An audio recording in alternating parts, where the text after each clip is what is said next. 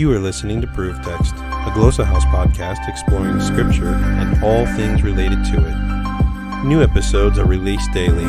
For more information, check out glossahouse.com and subscribe to our channels on Spotify and YouTube. Welcome and enjoy. Can the Masoretic accents help you to become a better reader of biblical Hebrew?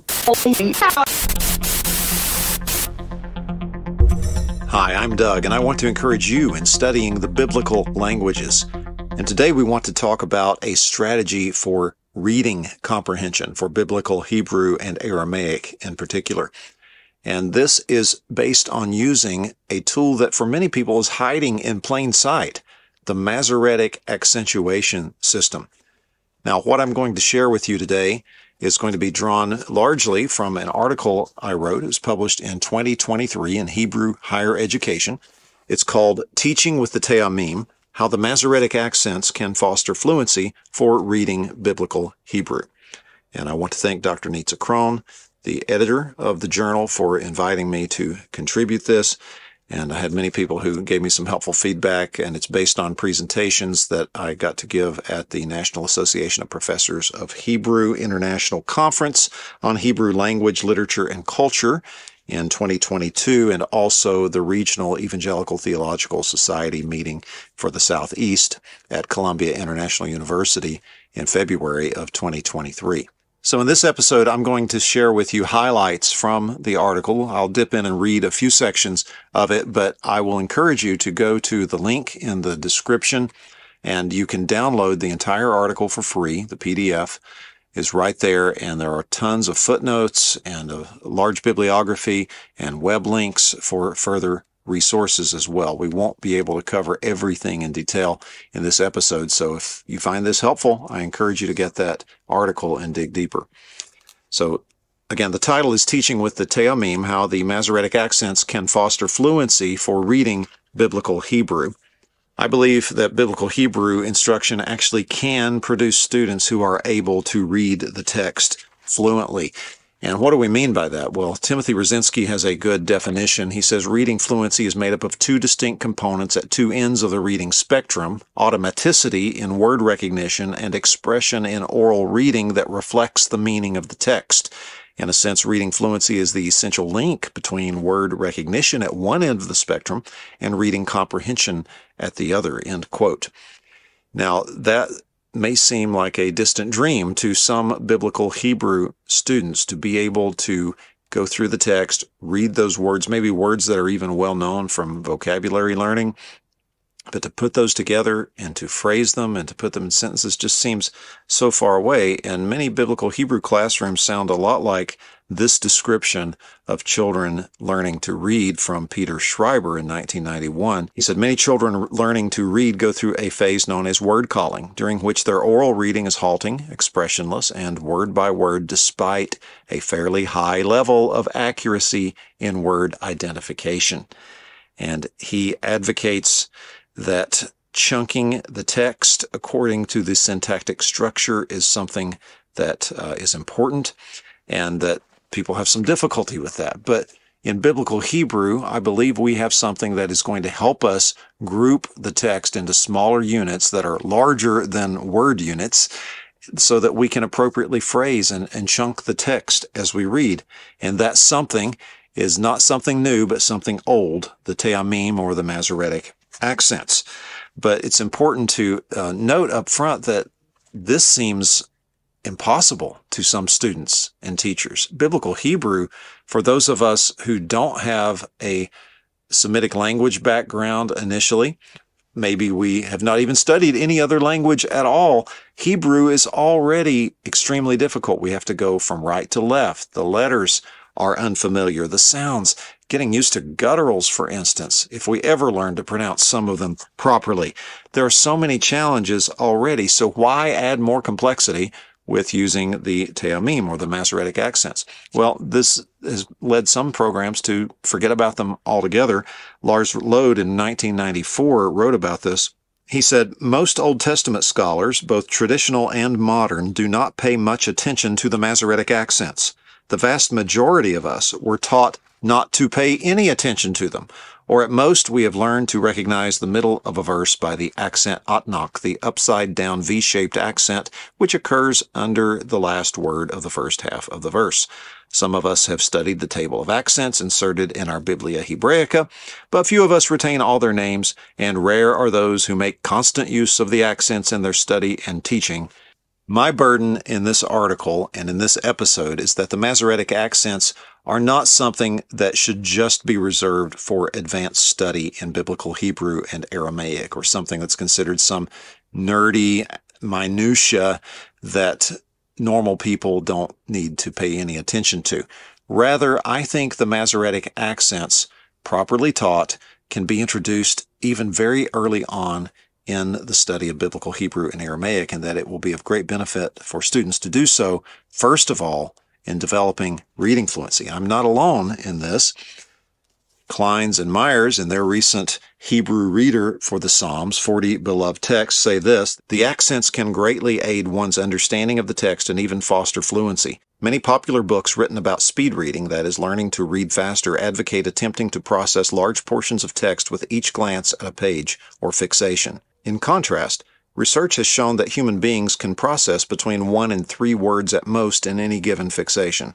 Conveniently, the disjunctive accents of the Masoretic cantillation system break up the text into units that are usually about 1 to 3 words in length, and the formatting of our book can therefore help you become more efficient in learning to read Hebrew with both increasing speed and greater skillfulness. Being convinced of this very point, I want to encourage you to make use of the Masoretic accents in learning to read and teach Biblical Hebrew and Aramaic. But before we talk in detail about some of the methodology that we can use to benefit from the Masoretic accentuation system for reading fluency, let's talk just a little bit about where these came from. We look, for example, at the best Biblical Hebrew manuscripts. We have the Aleppo and Leningrad codices from the 10th and 11th centuries, respectively, and they preserve an ancient reading tradition of the Hebrew consonantal text. And they have managed to preserve for us the pronunciation, but also aspects of the stress of syllables, of grouping words together according to syntactic structures at times, and of singing, of cantillation, and various Jewish chanting traditions being reflected with these graphemes, these little symbols. And they could be understood in terms of separating and joining groups of words, that is, of disjunctive accents and conjunctive accents. There are different sets of the accents between what are called the 21 prose books and the 3 poetic books of Job, Proverbs, and Psalms. There's some overlap as well between those books, but the poetic books have some distinctive forms not found in the prose books. Now, those 3 functions, the stress, the singing, the syntax, those are all helpful when we think about using them for reading fluency. For the stress, that affects the pronunciation, so we can learn how to pronounce words correctly, since most of the accents fall on the stressed syllable. There are some exceptions, though. The cantillation or the singing function is helpful, especially in terms of phrasing, because when you think about singing a song, you know, if you have been in any kind of musical training, that you will breathe between some words, and there are other words that the director will say, make sure you don't take a breath here. Let's keep these together. And there's something similar that we see in the Masoretic accents that will help us to become better readers. And then there is the syntax and the grouping of words that are going to go together, sometimes in phrases and clauses, according to the Masoretic accents. These features will overlap with each other at various times as well. Now, when we talk about the accents, we can't present them all at once. If you look at the table of accents in the Biblia Hebraica Stuttgartensia, or if you look at this pullout from its predecessor, and if you were to open that up and look through all those accents, or at a list, maybe in a grammar that includes them, not all grammars do, you'll see that it would be very daunting for anybody to try to teach or to learn these, especially as beginners.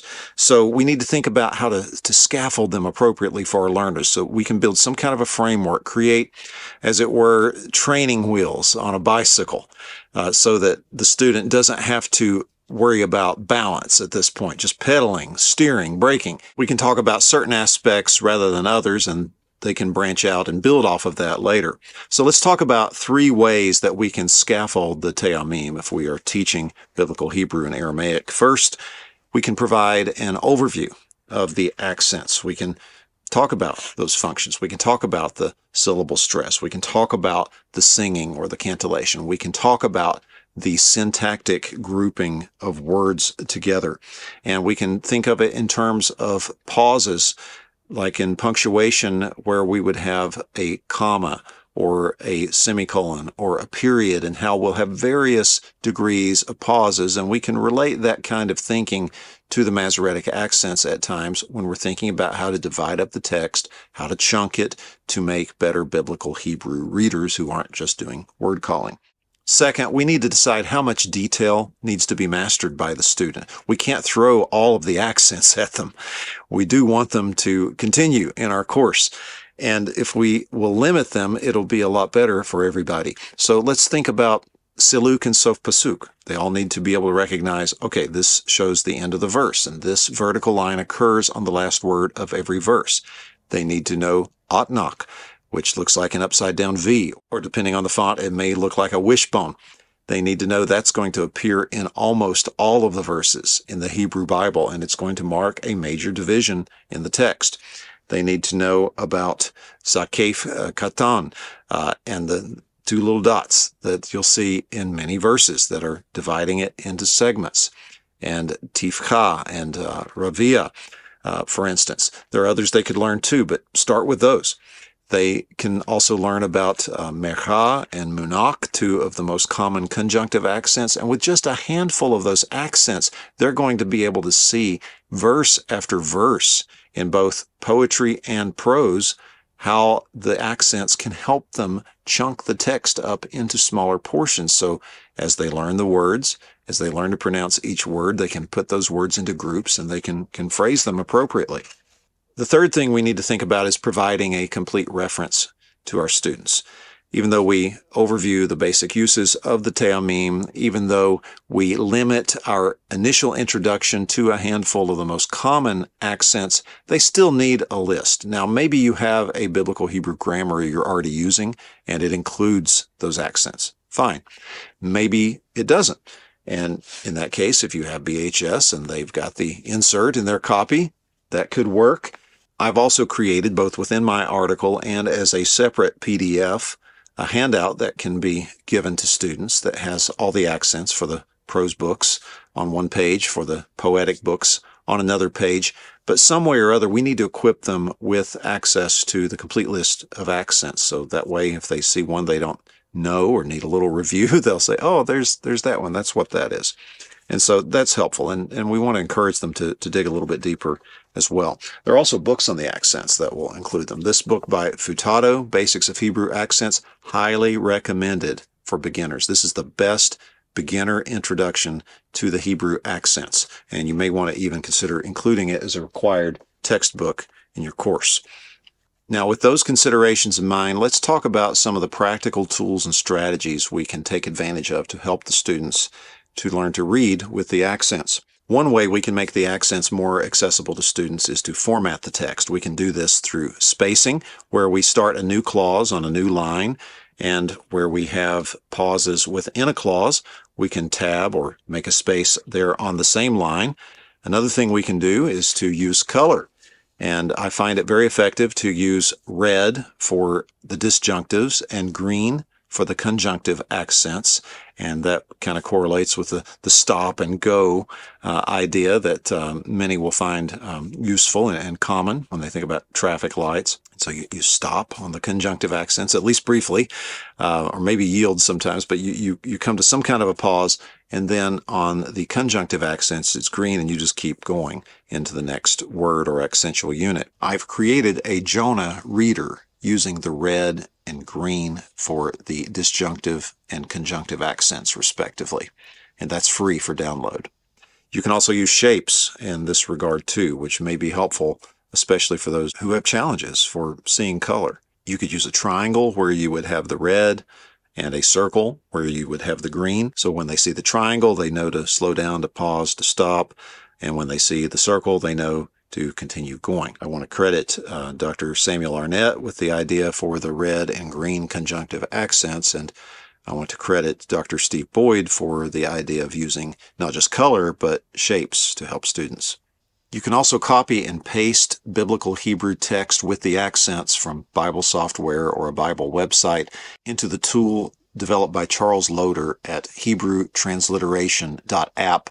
Go to the Structure option, and you can choose in the settings which accents you want to break onto a new line or which you want to space according to a tab, and this can also help you produce formatted text. Whatever formatting method you use, maybe you'll come up with your own. You can have students begin to create their own formatted texts using the same principles. Now, another thing you can do besides the formatting is to introduce the diagramming of verses according to the Masoretic accents. This can overcome some of the foreignness, get them more familiar with them, and take another step to progress in their reading fluency. I've given examples from James D. Price, from Sungjin Park, and Gary Schnitger's adaptations of Miles Cohen's diagrams. These can all be found in my article, and it's just another way to get students working with the accents and used to them. You can also integrate reading. Oral reading is very helpful because as they're doing this, again, this is the whole idea that you're using these to develop the reading fluency so they can hear the text pronounced themselves. They can be doing this before others, get peer examples, peer feedback, instructor feedback, and have all of this working together. And there are tools that they can use to practice on their own as well. AnimatedHebrew.com has this Bible reader that can pronounce the entire verse, or you can break it into smaller sections, and they align with the accentuation system. Now, there are other websites that can be used for reading practice as well. Bible software has some free and paid versions of biblical Hebrew text being read, and you can hear the readers pausing according to the accent. So these are good models for students when they are practicing their oral reading as well. And that's what we want to see with the Te'amim. Genesis 1 through 5. Bereshit bara Elohim et hashemayim ve'et ha'aretz. Ve'ha'aretz hayta tohu vavohu ve'choshek al panei tehom. Ve'ruach Elohim merachefet al panei hamayim. Vayomer Elohim Yehi Or. Vayehi Or. Vayar Elohim et Haor ki tov. Vayavdel Elohim bein Haor uvein Hachoshek. Vayikra Elohim laor Yom. Velachoshek kara Laila. Vayehi Erev Vayehi Voker Yom Echad. Now, hopefully, as teachers, we are excited about the value of the Masoretic accents. We know their importance. We see how useful they are for students, but we also know we're limited in our time with the students. We want to inspire a love for them, and we want to see them go on and explore even more. So what are some ways that we can encourage that? Well, first, I think having works available for reference and further study in the classroom if possible, or maybe it's just a reading list that we provide for them. It could be journal, encyclopedia articles, introductory treatments like Futados that I mentioned earlier, highly recommended here for beginners, or more intermediate works like Park's Fundamentals of Hebrew Accents, or whether it's something more advanced like Israel Yevin's Introduction to the Tiberian Masorah, which belongs in every biblical scholar's library. Especially if we are looking at the biblical Hebrew and Aramaic. These things are things that we can provide or point students to. Another thing we can talk about with students is the research that relates the accents to other features in the biblical Hebrew text. One of my favorite chapters in a book is Lars Lode's A Discourse Perspective on the Significance of the Masoretic Accents. He talks about how disjunctive accents in some cases may signal discourse features, show some prominence, focus, emphasis, as well as serve as syntactic markers. There are articles discussing the segmentation of poetic cola by the accents. Raymond De Hoop, Tanya Notaria, Sungjin Park have all written on this topic. Raymond de Hoop and Paul Sanders recently have argued that the original purpose of the accents was to delimit units within the verse for reading. This was an article that appeared a little bit too late for me to integrate in the research from my own article, but it definitely has the same kind of direction. I also want to point out here, with recent research to be aware of, don't forget the name Sophia Pitcher. Sophia Pitcher, in her 2017 master's thesis, her 2020 doctoral dissertation, and a 2021 article, and in continuing presentations on this and related topics, is pushing back against the conventional understanding of the Masoretic accentuation system as a fundamentally dichotomous system.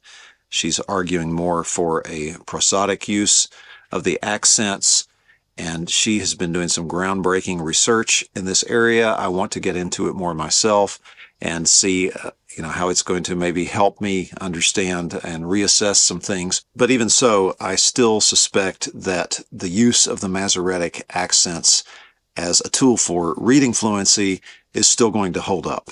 Now, another area of exploration, especially for students who enjoy music and movement, is to explore the musical tropes and the hand gestures associated with the Masoretic accents. The series on YouTube by Hazan Arion Brown, for instance, you're going to get the hand symbol for Atnak, and it's going to even look like Atnak, and that's another connection that students can make then. There are introductory guides to Torah chanting by Marshall Portnoy and Jose Wolf, as well as Joshua Jacobson. Another thing instructors can do is to suggest the use of print or digital tools to display and find accent patterns.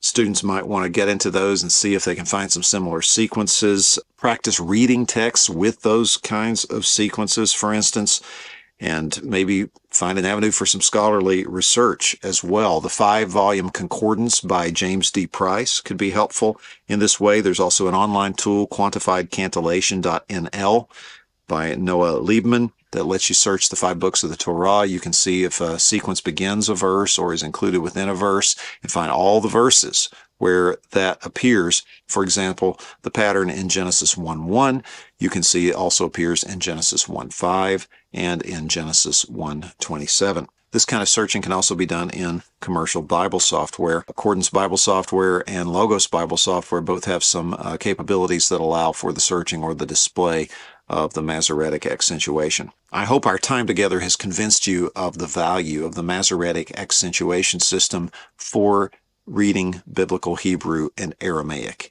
If you're a student, I hope your appetite has been whetted. I hope you see, yes, this is something I can make use of, and I certainly want to get beyond word calling. I want to be able to phrase. I want to be able to read with expression. If you're a teacher, I hope you will teach with the Teomim and foster this fluency and see students who are better readers and thus better comprehenders of the text and better students of the biblical languages. Check out the article, download the PDF in the link in the description, and keep studying the biblical languages. Can the Masoretic accents help you to become a better reader of Biblical Hebrew? Yes, they can. Interested in growing your ancient language skills but not sure where to start? Glossa House can help. From illustrated readers and short stories to lexicons and grammars, Glossa House offers a variety of resources for beginning, intermediate, and experienced ancient language learners. Head to glossahouse.com today. Glossa House, language resources for the global community.